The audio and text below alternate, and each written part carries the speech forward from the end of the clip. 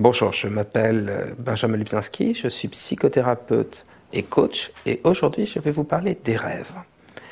Les rêves. Freud disait que le rêve est la voie royale d'accès à l'inconscient.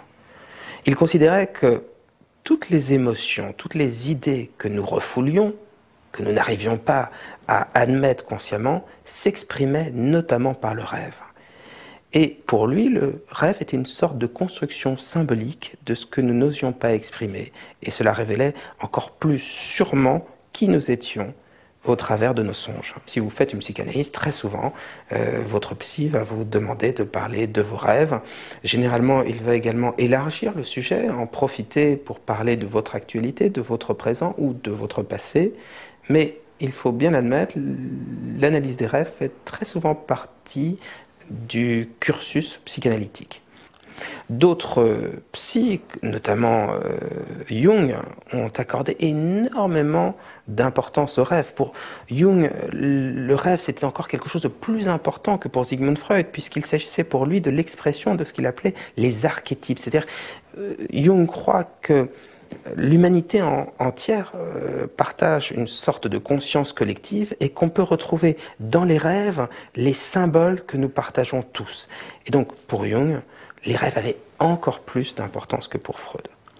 Maintenant, les thérapies plus contemporaines accordent moins d'importance aux rêves. Et moi, par exemple, dans ma pratique de psy, il est assez rare que je les utilise, si ce n'est pour ramener à la réalité quotidienne de mon patient. À l'heure actuelle, dans l'état de la science, on ne sait pas encore à quoi servent les rêves.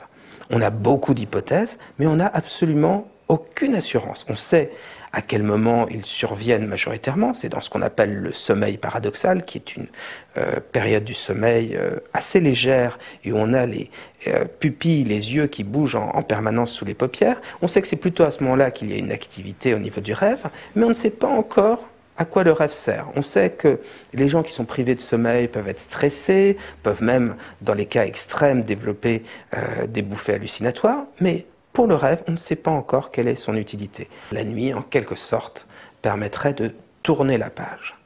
Ça peut être aussi parfois, et ça on le voit assez souvent, l'expression d'un refoulement, c'est-à-dire que quelqu'un n'ose pas dire quelque chose et ses rêves, malgré elle, et souvent dans son intérêt, lui permettent de l'exprimer. Donc ça peut être un bon support pour en discuter et pour en tirer parti dans le cadre de l'évolution du patient.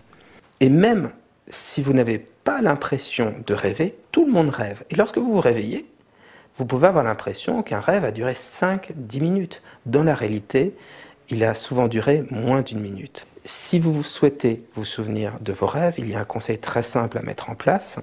Il s'agit tout simplement, lorsque vous vous réveillez, de les noter immédiatement dans un petit carnet.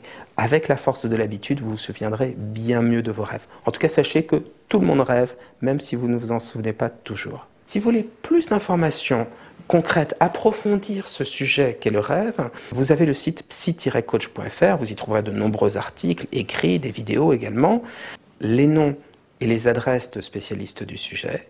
Et puis si vous souhaitez nous consulter, un numéro de téléphone, le 01 42 26 40 27.